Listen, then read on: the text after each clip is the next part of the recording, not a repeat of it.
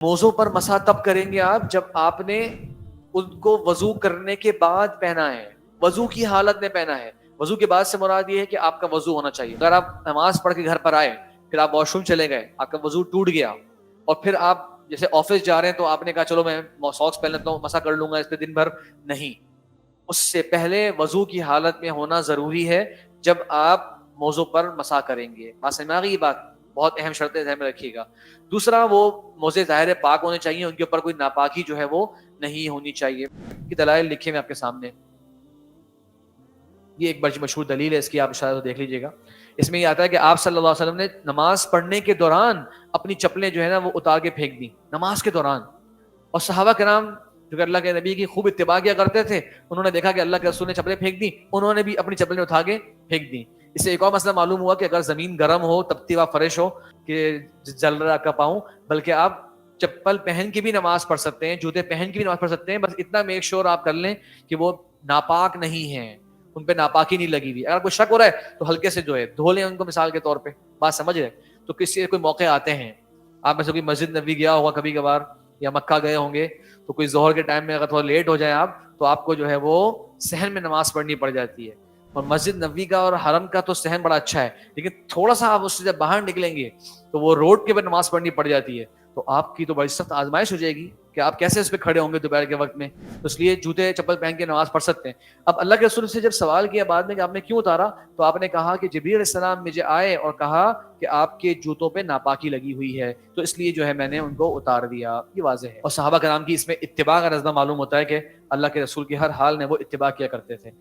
اچھا جی، یاد رکھیے گا کہ موضوع پر مسح کا آپشن صرف وضو کے آلٹرنیٹ ہے، غسل کا آلٹرنیٹ نہیں ہے۔ اگر انسان کا غسل فرض ہو گیا تو اب آپ کو موزے اتارنے پڑیں گے، فرض غسل جو ہو گیا اس کے ساتھ آپ کو موزے کا آپشن ختم ہو جائے گا۔ اور آخری بات یہ کہ اس کا جو وقت دین نے دیا ہے اس کے مطابق ہونا چاہیے۔ مقیم مطلب جو آج کل آپ اپنے علاقوں میں رہ رہے ہیں اسے کہتے ہیں مقیم، اس کے لیے 24 آورز ہیں، اور جو سفر کے اندر ہے، شہر سے نکلا ہوا ہے، سفر کے لیے رخت سفر باندھا ہوا ہے، اس کے لیے 72 گھنٹے کی مدت ہے، کیونکہ مشقت ہوتی ہے سفر کے اندر انسان کو بہت مرتبہ، تو دین نے بھی اس کے اندر آسانی رکھی۔ 72 آورز تک آپ انہی موضوع پہ مسح کر سکتے ہیں، پھر 72 آورز پورے ہو جائیں تو آپ ان کو ایک مرتبہ اتار لیں، پھر وضو کر کے بے شک اسی وقت دوبارہ پہن لیں۔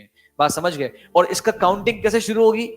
دیکھیے، آپ نے فجر کی نماز پڑھی وضو کر کے، پھر آپ نے اس وقت ساکس پہن لیے، آپ گھر پہ آ کر سو گئے، آپ کی آنکھ کھلی ظہر سے پہلے، دیکھیے ابھی تک آپ نے پر مسح نہیں کیا، نوٹ کر رہے ہیں؟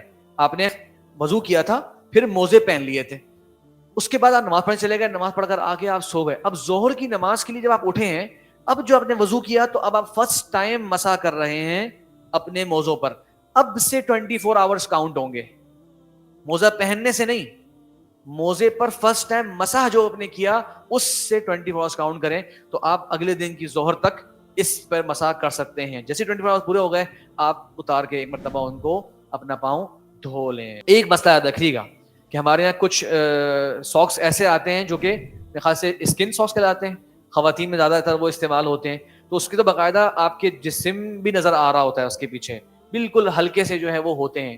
اور کچھ لوگ جو ہے کبھی کبھار مرد حضرات بھی دیکھا ہے میں نے کبھی کبھار کوئی بلیک ساکس پہنے ہوئے، لیکن باقاعدہ اس سے ان کے جسم کا اچھا خاصا کلر نظر آ رہا ہوتا ہے۔ ایسا ہے کہ نہیں؟ دیکھیں آپ لوگوں نے کچھ گرمیوں میں آپ لوگ پہن لیتے ہوں گے، مسئلہ نہیں پہننے کا، لیکن اگر اتنے باریک ساکس ہیں تو بہتر ہے کہ اس پہ مسح نہ کریں۔ شیخ بن باز اور سعودی عرب کے بھی بڑے علماء کی یہ اوپینین ہے کہ اتنے باریک باقاعدہ کا جسم باقاعدہ سے نظر آ رہا ہے، اس طرح کے ساکس کے اوپر مسح نہیں کرنا چاہیے، کیونکہ تھوڑی سے کم از کم وہ کپڑا تو ہو نائلون کا یا کاٹن کا کہ وہ آپ کے جسم کے بالکل بھی کوئی حصہ نہ دکھا رہا ہو۔